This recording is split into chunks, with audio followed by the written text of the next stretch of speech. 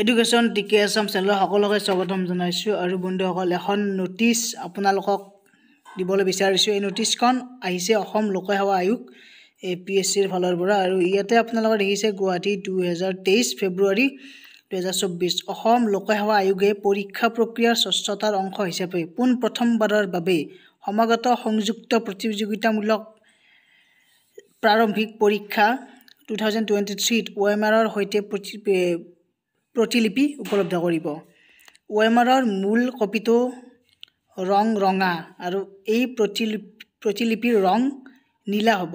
মানে প্ৰাৰ্থীৰ যিটো কপি থাকিব সেইটো নীলা হ'ব আৰু মূল কপিটো হ'ব ৰঙা আৰু প্ৰতিলিপিখন বিচ্ছিন্ন কৰিব পৰাকৈ ছিদ্ৰযুক্ত ৰেখা থাকিব। মূল কপিটোৰ সংশ্লিষ্ট ক্ষেত্ৰসমূহত প্ৰাৰ্থীসকল উত্তৰ আৰু বাধ্যতামূলক প্ৰয়োজনীয় তথ্যসমূহ প্ৰতিফলিত হ'ব। পৰীক্ষাত সমাপ্ত হোৱাৰ পিছত পৰীক্ষাৰ্থীয়ে মূল কপিটো মানে ৰঙা ৰঙৰ যিটো আছে সেইটো নিৰীক্ষকক জমা দিব, লগতে নীলা ৰঙৰ যিটো কপি থাকিব সেইটো লগত লৈ যাব পাৰিব। মানে দুটা কপি থাকিব, এটা ৰঙা এটা নীলা। নীলাটো ঘৰত লৈ আহিব পাৰিব আৰু ৰঙাটো জমা দিব লাগিব।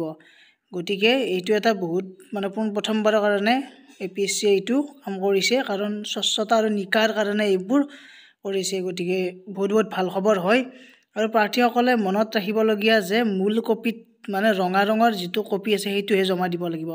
কিছুমানে আকৌ ভাবিব যে ৰঙাটো লৈ আহিব লাগিব, সেইটো নহয়, নীলাটো লৈ আহিব লাগিব, ৰঙাটো জমা দিব লাগিব।